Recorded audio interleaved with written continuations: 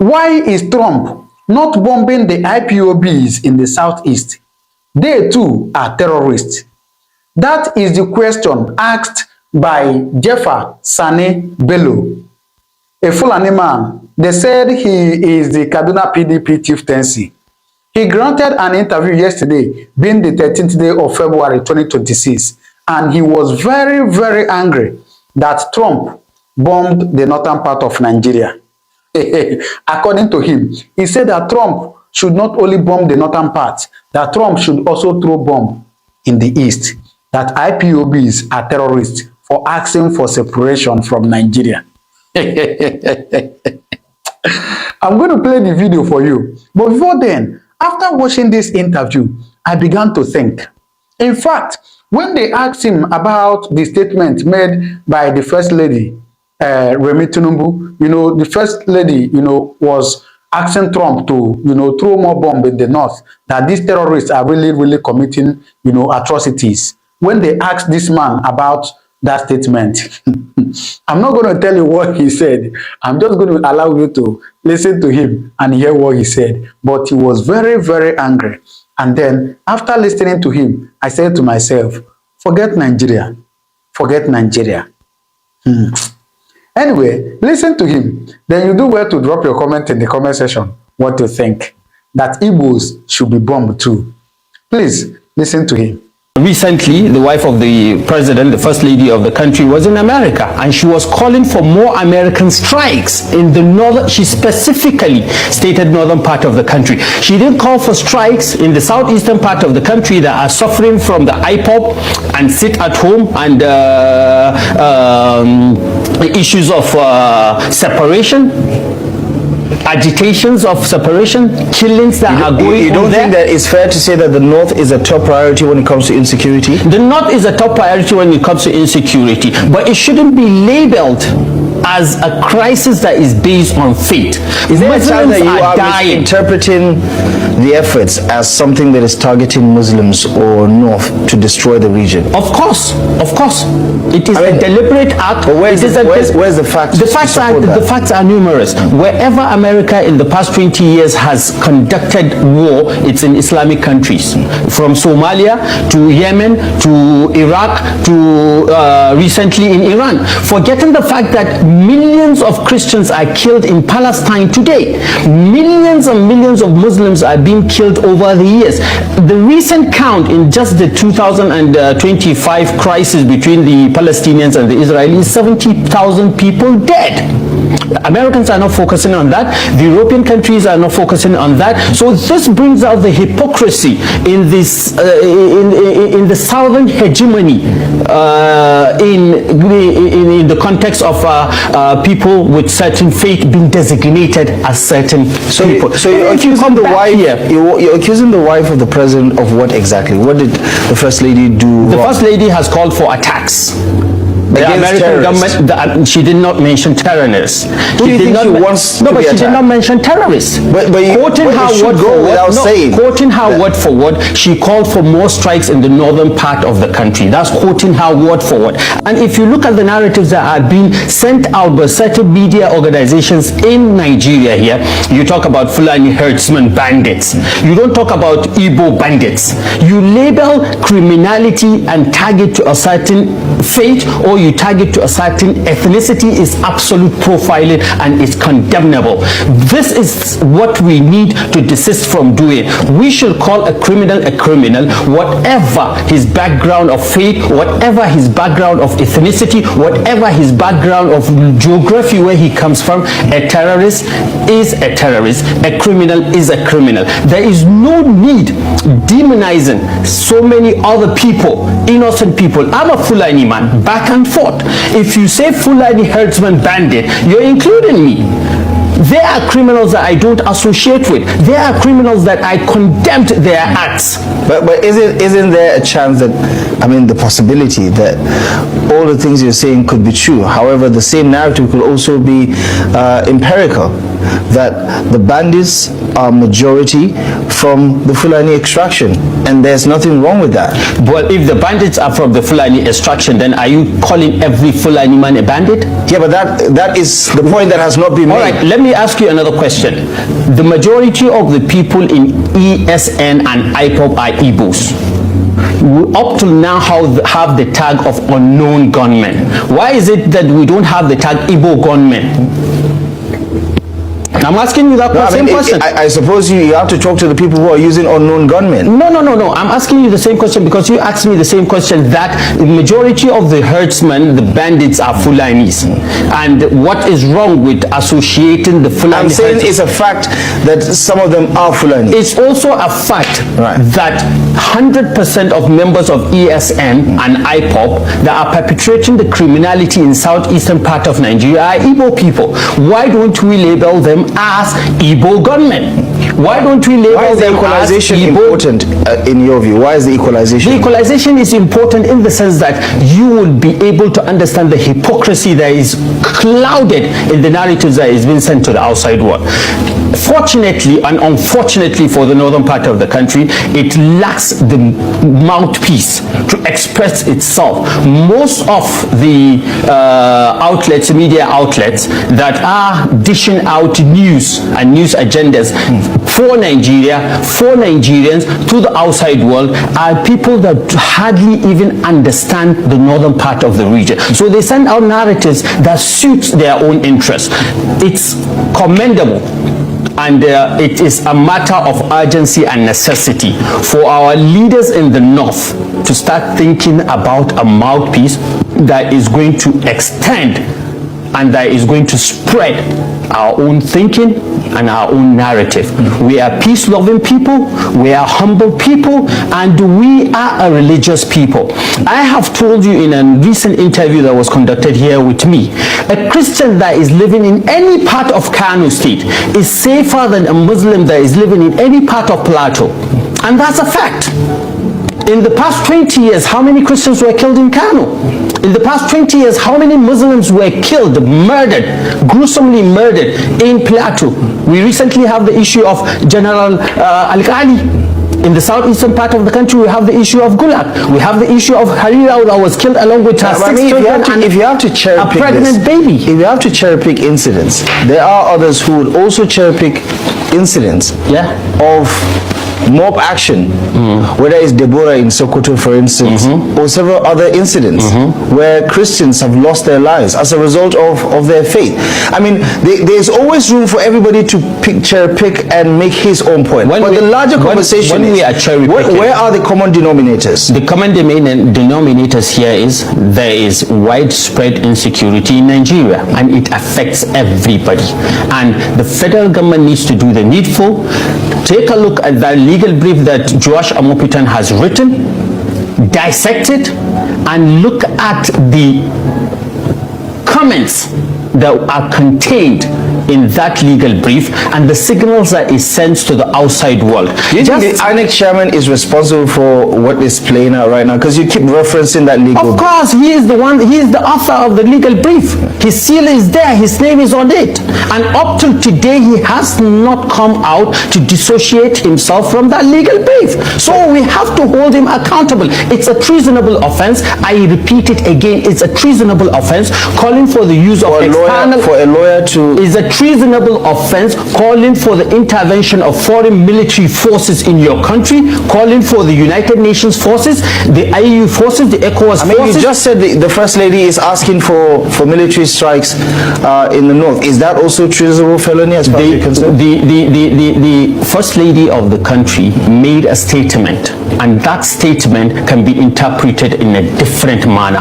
This we are talking about a legal brief, a document that is of 80 pages that somebody sat down, drafted, and even said in that legal brief that Fulanis were latecomers to Nigeria as they joined Nigeria in the 19th century, forgetting that the Usman Dan Fodio jihad took place over 200 years ago, and associating everything that is happening in Nigeria today to the jihad of Sheikh Usman Dan Fodio. What is the link? What he has successfully done in that legal brief is label any northern Muslim as complicit in the killing of Christians in northern Nigeria. That is your understanding of it. That's what he did. I mean, that's your understanding. That is what is contained in the legal brief. Okay, so and that is what I understand you don't from believe what I read in the legal brief. You don't believe the New York Times reporting of an obscure screwdriver who has put together a report that has been used to reference what the U.S. Congress is using as what data the U.S. points. Congress has done, as data points. What the U.S. Congress has done, genocide. What the U.S. Congress has done is listen to a narrative that is one-sided, perfected their investigation that is one-sided, never took time or care to go and listen to the people in Katsina, to go and listen to the people in Kaduna, to go and listen to the people in Zamfara, to go and listen to the people in Sokoto, to go and listen to the people in Maiduguri. All the references that have been made is that they had a visit, they investigated in Benue, and they were relying on materials that were being sent out from Nigeria. That is a one-sided approach to the whole matter, and it is grossly unfair to Engineer Rabiu Musa Kwankwaso. Why all this Trump? Why always talk about Trump? We said to them because Trump is a very decent and honorable human being. He speaks the truth the same way that I do, not minding who is pleased. There is no space for political correctness. He calls things the way he says them. When the clown they have in Asorok, the mask wearer, gave the claim, he said, Trump asked me why I am killing Christians in Nigeria. President Buhari, the one that is dead, raised as a mask wearing doppelganger to deceive the idiots. Go to my page again, of course, the post is being suppressed by Facebook, you will see it. The mask, you can see the mask on his face. You can see his fresh hands, the fresh hands of a supposed 80-year-old. And you're telling me that people are sensible and reasonable. I doubt that very much. I doubt it very much. And they come to me, they say, oh, don't talk about it. You shouldn't. Don't talk about it. I said, are you blind? Are you blind? Can you not see a mask? Can you not see the hole on his neck? Are you blind and foolish that you cannot see those things? Because there is a climate of fear, a climate of suppression and subjugation, a climate of betrayal, a climate of treachery, a climate of sabotage, a climate of oppression. That is why none of you can stand up to speak the truth, to say that little boy can never be an 80-year-old. Look at his hands. He's there for the whole world to see. And we don't want you to speak that very truth because you have something to hide, because you are compromised, because you're a traitor. Only traitors are afraid of the truth. Trump asked me why I am killing Christians in Nigeria. Let me ask some of you, has the Pope ever been this brave to call Asorok and to say, why are you killing Christians? Has the Democratic Party in America been able to call and say, why are you killing Christians? Has the Archbishop of Canterbury been able to call? How about all the Pentecostal, mega Pentecostal pastors that come to the zoo, you go for the crusade, have they ever called? It's only Trump who said to the idiots they sent to him, why are you killing Christians? If you cannot love such a man, who are you going to love? Has Obama ever said such a thing before? Why are you killing Christians? No, he will never say it, because he is part and parcel of the problem. And tomorrow idiots will still say, why are you supporting Trump?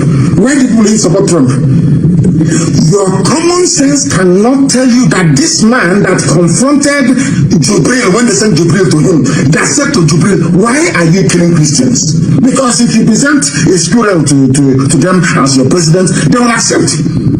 If you present a madman, a completely mad, if you bring a madman and say this, of course they'll accept it. Any idiot sent to America, they will accept. Even if the idiot is wearing a mask, they will accept. You really went to America and Trump asking this question. Which American president has ever done that before? Did the British Prime Minister do it? Why didn't they say, Theresa May called me and asked me, or David Cameron, or Boris Johnson? No, it's only in the whole world, only Trump is concerned for the dying Christian niggers you have in the zoo. And that is the man people say is a racist. Those who are not racist, those who claim they love you, you are being slaughtered, they cannot ask after you. It is a man you claim is a racist that is asking after you. Just how foolish black people are.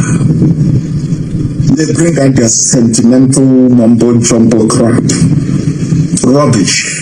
Every time you tell them the truth, they can never ever absorb and assimilate that very truth and do something with it.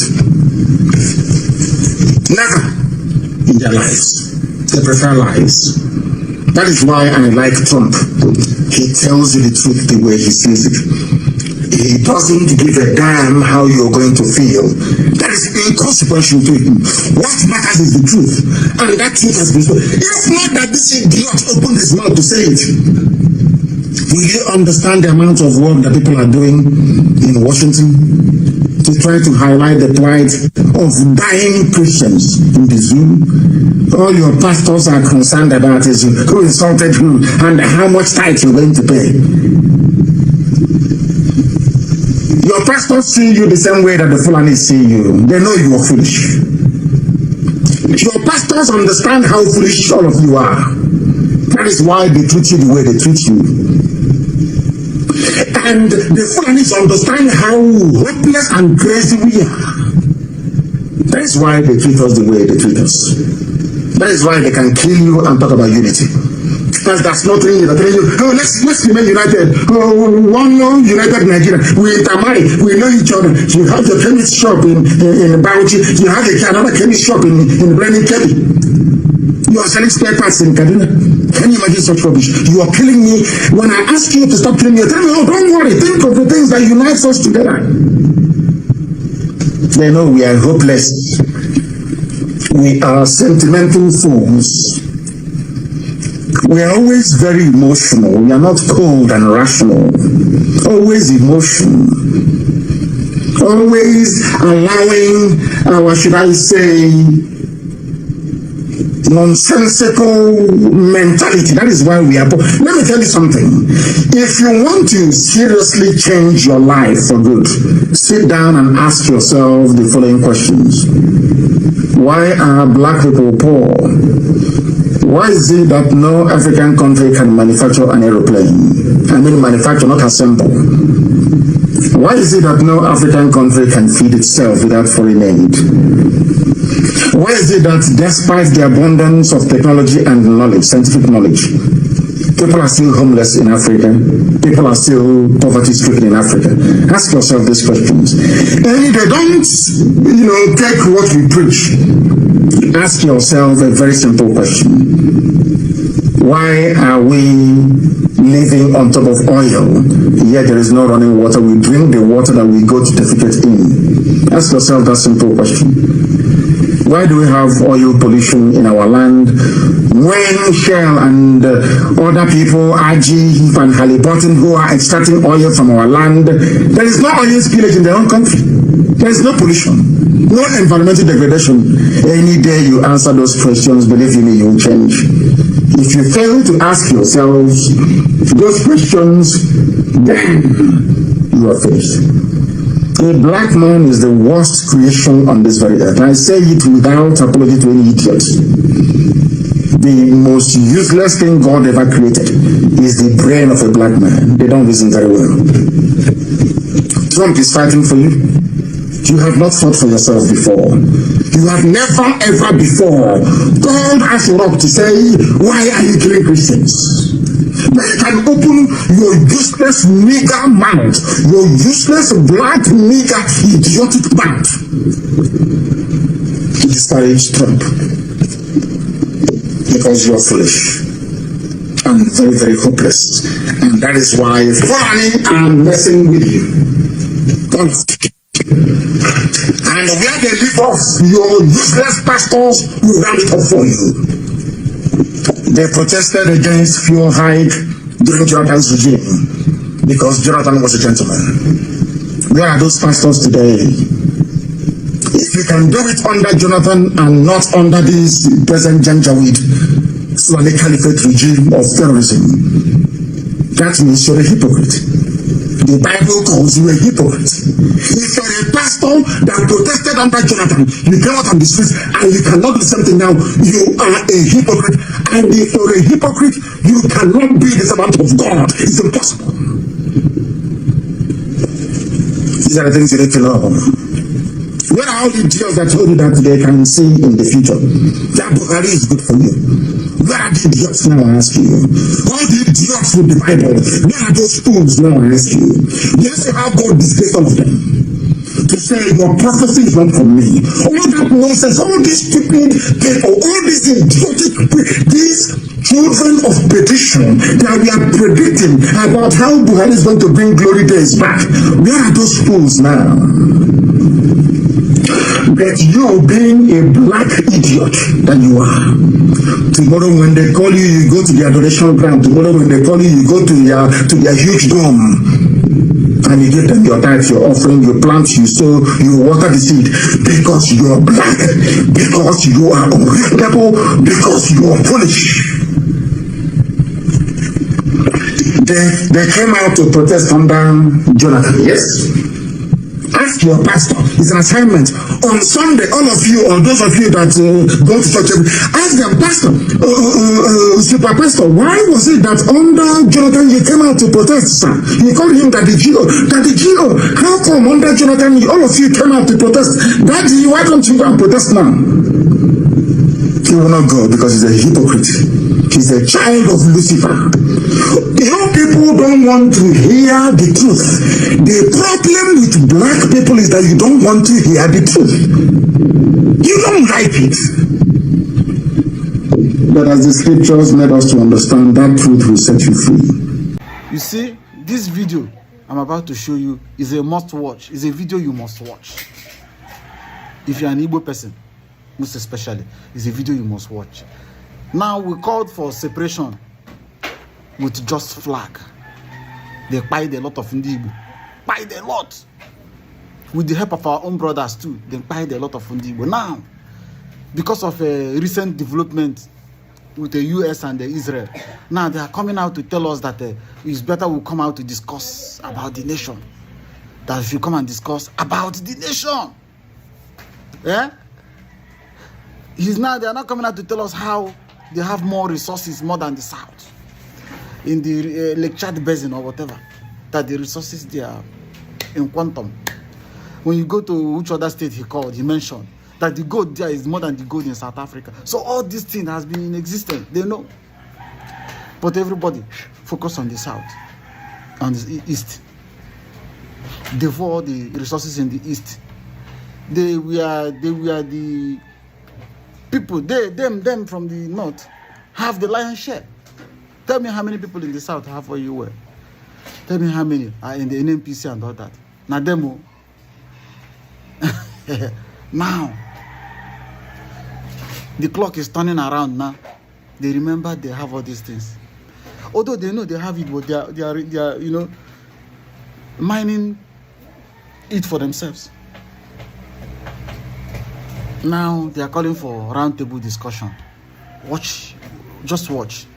Let's not talk too much. You are talking about these people agitating for separation. I said the North is ready for separation. We are ready to go. What do we really need? In fact, if you ask me, I will tell you, looking at the arrangement, the structural arrangement of Northern Nigeria today, if the North is not part of the other countries, if today we separated, the North will be far better than it is today. Because why? Is it, what are we talking about? The other regions are talking about power control or control of resources.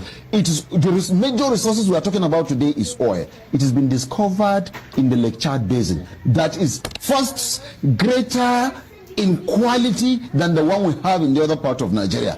Two, it is greater in quantity. The one we have in the other part of Nigeria will be finishing in 15 years. The one that has just been discovered, if harnessed, will last 75 years. So what do we really need? We have a deposit of gold in Birnongwali that is more than the one we are having in South Africa and in Ghana. We have another deposit of gold in Zamfara. That is why you have the bandit in Zamfara. That is why you have those bandits in Birnongwali. Why are we having the Boko Haram, so much Boko Haram problem? It's because of the oil that's been discovered. It is in the Lake Chad Basin. And that was why you see they will never want to have peace in that area, because once you have, the North is going to develop more than you think. And don't forget, the economic power of Nigeria was Northern Nigeria. We were the economic power, we were the economic heart. That was why everything, even the education that the Southerners and the Easterners had, it was from the resources of the North that they were sponsored to go to school and get the education they are having today. So if today, it is not debatable. It is there. If you don't know, I'm telling you, maybe you don't have knowledge of it. Maybe what I am just telling you now is,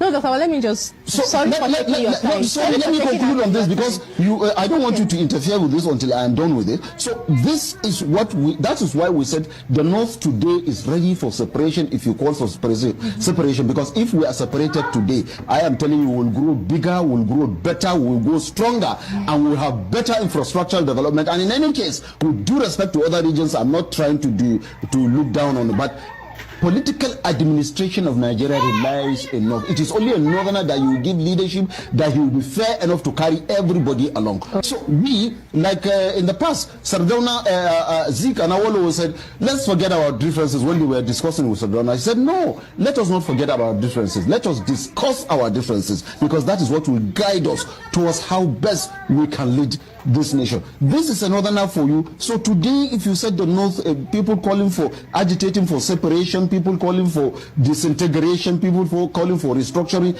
the North is fully prepared. The North is fully ready for either you call it separation or disintegration or what, or restructuring. We are strong enough to stand on our feet. And please, mind you one thing before you cut me. If that is going to happen, because we are northerners, and everything that has been harnessed in Nigeria has been harnessed with northern economic power before the discovery of oil. While you are going to have Oduduwa Republic, the others are going to have Biafra. We in the North will continue to exist as Nigeria and Nigerians. I am telling you, and we will be better for it. So we are ready for it.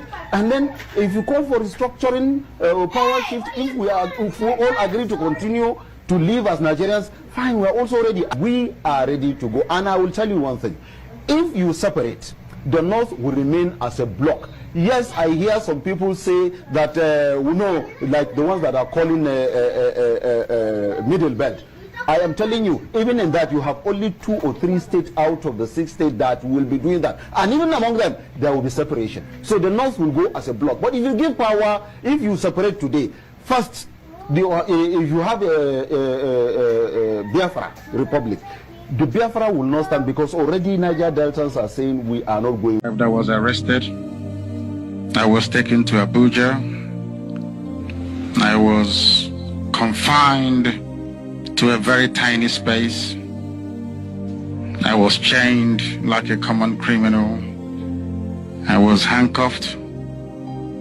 They tried to break me, but they know that that is impossible. They can attest to it. They mocked me that I will rot in jail. Some prayed very fervently, those who are against Biafra, agents of darkness, that I should die in jail. But the walls of prison and detention couldn't keep me. I told Jibril, or should I say Buhari, before he died and was buried in Saudi Arabia, that he was a madman. I called him a madman in his own court, because I know that he cannot do anything about it. Chukwukikabiyama sent me and not man, so there is nothing any human being can do to me or to the wider body of IPOB for that matter. I told